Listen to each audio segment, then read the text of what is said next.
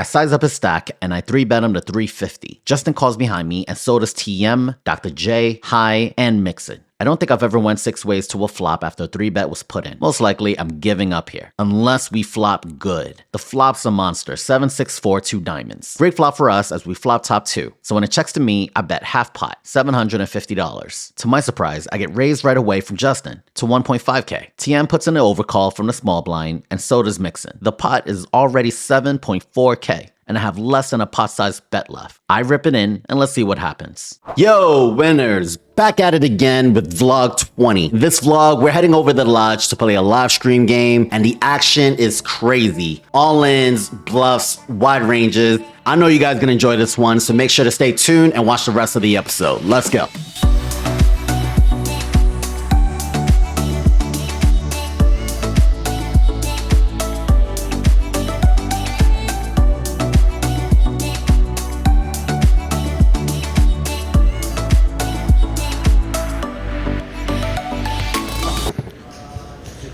Yo, Mixon.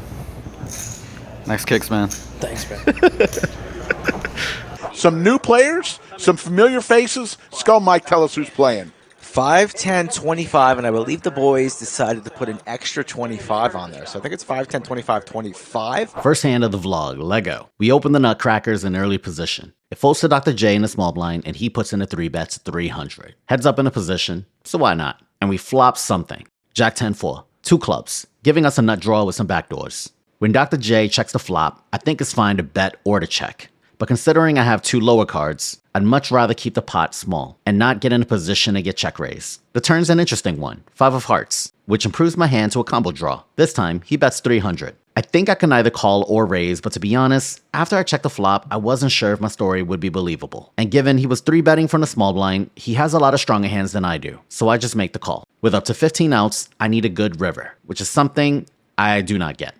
Dr. J puts in a large bet, and I fold. I need to double check that turn spot though. Let's log on to GTO Wizard. All right, so I raise my low jack and get 3-bet by the small blind where I call. Off to a flop. Jack 10, 4 diamonds. And when Dr. J checks, the first thing we wanted to check was, should we start bluffing? And the answer is, if we did not have the club combination, then absolutely. But with the club combination, it looks like the strategy is gonna be to play pot odds poker. So we check it back. And then the next thing I wanted to double check was, when we turn a combo draw, do we ever raise the turn? And over here, it appears that we don't. Obviously, it's going to be situation dependent, but it looks like the general strategy is going to be to call and try to realize our equity. That was helpful for me. Hopefully that was helpful for you. On to the next hand. Dr. J opens to 100 in early position. I'm on the button with some broadways, so I make the call. Everyone else folds, and it's round 2 for me and Dr. J, who, by the way, is really a doctor. The flop is Queen 4-2 rainbow. Not surprised he'd c-bet, but with top pair, we're at least calling one straight. The turn's another queen. When Dr. J checks it over, I know that his full range contains all of the pocket pairs, including overpairs, and some hands that would have to call like jacks and 10s. So I bet half pot, 250. When he makes the call, I know that I can go large on the river, like I would with any of my bluffs. Think ace 3 or 6-5 of hearts. I just need a blank. The 6 of diamonds is good enough. When Dr. J checks it again, I think I can get called by a ton in his range, so I go for max value. I like something like half pot here if I'm JWin, not really trying to target a deuce or a 4. Half pot at most. Let's see what JWin wants to come with. He's probably going to go for maybe a tad more. He's going for the overbet. Goes for 1,300. I don't know really what's calling you here. Maybe he's trying to target like 8s or 9s. It's the only thing that might get sticky to call. Is the deuce going to call this? My apologies to JWin if this gets called. My apologies. I apologize. Wow, max value right there. I never thought he would call that much right there. JWin gets that. Gets called in situations like this more than any other player. All right, this hand's crazy. High limps in before Mixon raises to 125. I've got the nutcrackers again, and this time I'm determined to make it work. I size up his stack, and I 3-bet him to 350. Justin calls behind me, and so does TM, Dr. J, High, and Mixon. I don't think I've ever went 6 ways to a flop after a 3-bet was put in. Most likely, I'm giving up here, unless we flop good. The flop's a monster, 7, 6, 4, 2 diamonds. Great flop for us as we flop top 2. So when it checks to me, I bet half pot, $750. This is a much bigger size than recommended, but I really want to protect my equity here. To my surprise, I get raised right away from Justin to 1.5k. TM puts in an overcall from the small blind, and so does Mixon. You can see from the tape that he's showing a lot of anxiety and giving off some strong draw vibes. He also said something along the lines of, I don't know if I can get away from this. And if he has a nut flush draw and Justin has an overpair or some sort of top end combo draw, then maybe TM has a hand like 6-5 or 5-4. I highly doubt he has a set. I'm next to Ack and there's really no way out of this. The pot is already 7.4K and I have less than a pot size bet left. I rip it in and let's see what happens. We're about to play a humongous pot. Good rip here from JWin. It started with kings pre-flop, and now we're here. The kings are out of there. Good fold. Kings just bolt, exit stage left. TM with the open-ender. Folds around the mix, and he's definitely calling. He only has 2880 behind. Yeah, that's what I mentioned. He only had 4,300 there. We're going to go three ways. Mixing can't fold. Pot's way too big.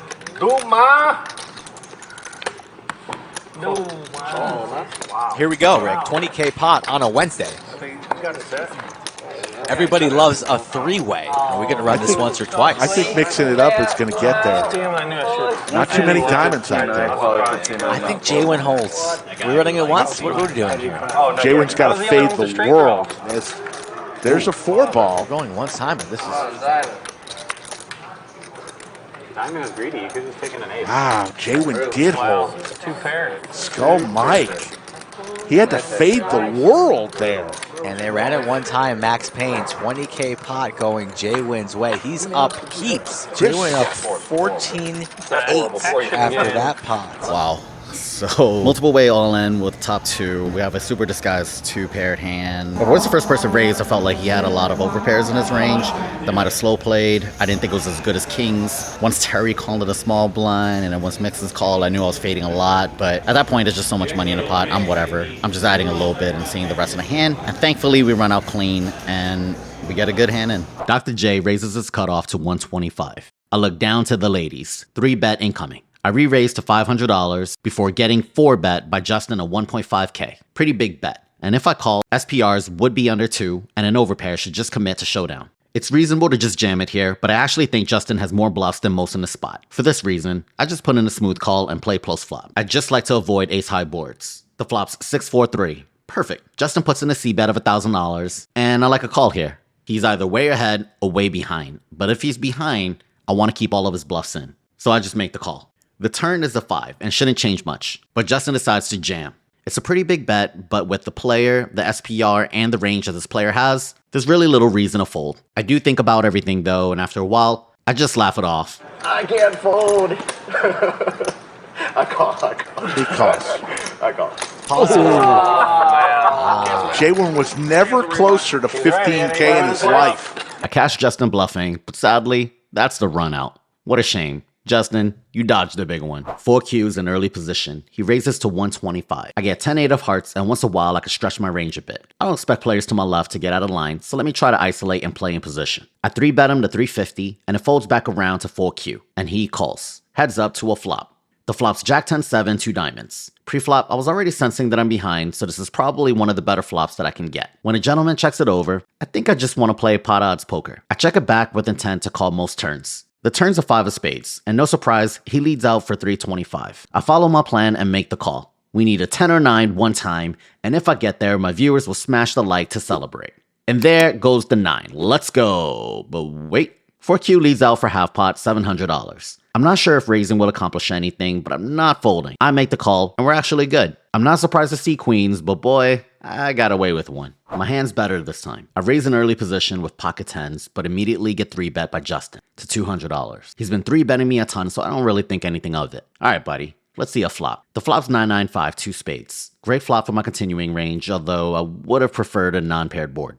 I check it over to Justin and he tosses an avocado. Yeah, $25. I make the call and just simply treat this like a check back. The turn's a 3 of diamonds, I check, and Justin checks it back again. The river double pairs the board. With a good 2-pair, I can go for value targeting all of his aces. But instead, the action goes check-check. These are the spots I've been looking at more closely and trying to improve in. I definitely missed a bet, I know, but that's why we review our sessions. I'm just trying to be better the next time I see this spot. The stand-up game is on, and I get into another one with Dr. J. He raises his cutoff to 150, and I call in a straddle. Heads up to a low-paired board. He c-bets to the 75, and I attack his range, which contains a lot of air. I raise to 350 and get a call. When the board double pairs, I should genuinely follow through on turn and consider firing river to fold out many of his flush draws and overpairs. But I decided just give it up here. It's hard to tell where he's at in his range. I check, and he checks it back. The river's a 5, which doesn't change anything. Once in a while, ace high might be good here in case he has 2 spades. I check it over once again, and he tells me he got the 5. Yeah, I definitely missed a turn bet. These are the things that better players than me aren't missing, and I'd like to see a lot more conviction in my game going forth. We're late in the stand-up game, and it's down to me and TM. I have position, and I need to find a good spot here. When 4Q raises, I get a 3-betting hand and a cutoff. I raise him to $300 with king-queen off. TM's in a small blind, and he's thinking that this is his last chance as well. He puts the rest of his stack in, a little under $700. It's back to 4Q, and he lets it go. Awesome news. It's a small call for me, and we're racing. I'll just let the clip roll from here. Can't believe you didn't even want that bet. You're a favorite. Hey, we don't air. No bet. One sandwich, one time. There we go. I like the 6-7. I was giving you an edge. You didn't even catch the edge. Nixon says he likes the 6-7. I think paint's coming. Oh, Yeah. 4-5. Son of a gun. TM I'll be looks back, like guys. he's going Is he to going get more that? money. Is he going? Got some outs. So you're saying there's hope? 4-ball? No. With this win, I avoid the stand-up bounty of $700 and win a medium-sized pot in the process. I'll take it. Oh man, I don't know what it is about the stand-up game, but we keep on ending up in the last 2. But fortunately, this time we get there, king-queen versus 7-6. I guess the only thing I didn't notice was maybe I should have raised it to 250, so in case he jams and there's an overcall, I get the opportunity to rejam, I guess. But whatever, hands over. Glad we won. Glad we escaped a $700 bounty. On to the next hand. If you're here for spice, here we go. It folds to me in the hijack, and I get queen 10 suited. Raised it up to 75. Justin calls before Bash 3-bets us to 275. When it folds back to me, it's a reasonable call, though I hate incentivizing Justin to join. But we both joined the pot. We're going 3 ways. The flop's ace 8-8 rainbow. Justin and I check it over to Bash, and he checks it back. At this point, I'm thinking about his checkback range. A lot of his airs incentivize to c-bet, but his showdown hands don't mind to play turn and rivers. It's good to think about these things in-game. When a turn gives us a backdoor flush draw, I figured I'd take a stab at it. There's a ton I can represent here, from the ace to trips and boats. Justin folds, and Bash makes the call. The river is interesting. It's a queen, which finally gives me showdown. And maybe sometimes I beat jacks and 10s. I decide to check it over and see what Bash does. He puts in a large bet of $1,000, almost 3/4 pot. His check call bet line is pretty thin, and I think he's making a mistake here by betting. That's good. This reopens the action for me to make a move, and there's only one betting size here. I go all in, which is about 1.5x effective pot. He thinks about it a little and lets it go, and we get a great one through. Here's what I was thinking in the moment. All right, so that river was interesting. We finally have some showdown value, but when our opponent bets large on the river, we're never winning there by calling. So we're raising since we still have all of the 8s in our range, the quads, the bottom boats. We also have some queens in our range as well, because queens in that exact predicament is just calling pre-flop. We also have ace queen, ace 8. So, I mean, we have a ton of good hands, and I'm just hoping that he folds out hands like ace 5 suited, ace jack, ace 10. I don't think he ever folds ace queen. I could be wrong. Or maybe he just didn't have any hand at all. But whatever the case is, I thought that the raise was better on the river. Glad we win another pot. Session's going well. I'm up around 18K. I'm in early position and get pocket JWins. Bump it up to 75. It folds around to 4Q, and he makes the call to close the action. We're going heads up to a flop of ace king 3 rainbow. When 4Q checks, I put a pro bet out of $75. Would have liked to fold, but when he calls, it's very reasonable he has either an ace or a king. The turn is a king, and this time the action goes check check. When 4Q leads on the river, I wonder if it's possible for him to bet too thin. After all, he has a lot more aces than kings in his range. I decide to test his theory and raise his river bet to 600. He doesn't think long and snaps me off. With trips. Whoops. 4Q limps in early position. There's a lot more people to go, so I want to raise and isolate. With ace-queen suited, I raise it up to 225. Snap called by Justin, but then 3-bet by Stash to 875. This one's ballooning and quick. It folds back to me, and I'm thinking through my options. If I call, so will Justin, and Zach will keep range advantage in position. If I play passively here, I'm gonna lose a ton. I opt to get aggressive and put in a 4-bet to 1.8k. Justin quickly folds on a Zach. If he calls, my plan is to generally c-bet small and jam turn in most cases. This is generally the same thing I do with my entire 4-bet range. Aces, kings, queens, and a few bluffs I have here. No need to worry about all that though, because Zach 5-bet jams it in. Ouch. There's 8K in the pot already and 4K left to go. I'm getting 2-1 and it's a slam dunk call. If I think you do this with jacks, 10s, and worse ace-x. To some opponents, I can just let it go here, but Zach is capable. I decide to randomize a 50-50 and make the call.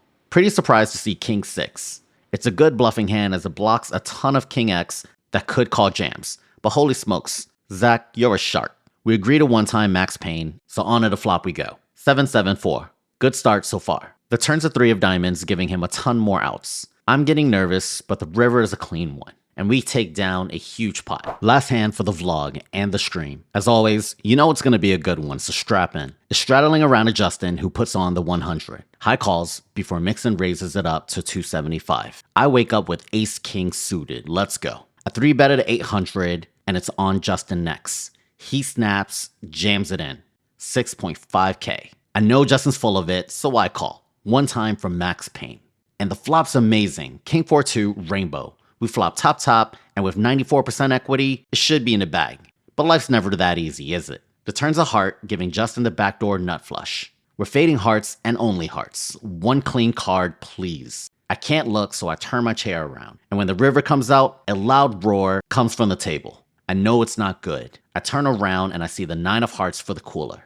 I congratulate Justin, but that was a painful one. We finished the stream for plus 16K, but it could have been 30. This one really stings. And it's even more painful to watch it again. Oh, that was brutal. Can never run pure. Alright, so quick recon. Y'all just saw the last hand of the stream. That was pretty gross. I think we were 2 good hands away from a peer. Run good session, but I'm just gonna try my best not to be entitled and want more, but just glad we got a good win. The after hours game was pretty good. We got into some pretty interesting hands, but I think net we're about even, maybe down a tiny bit afterwards. I don't want to count my chips in front of me right now, but I think we're up around 13K. I could be wrong. I'll put it up in one of these corners. All right, guys. Hope you guys enjoyed the session. Glad to be back on YouTube. You guys let me know if you guys have any ideas in terms of what kind of content you want to see. All right, guys. Have a great night. Love you all.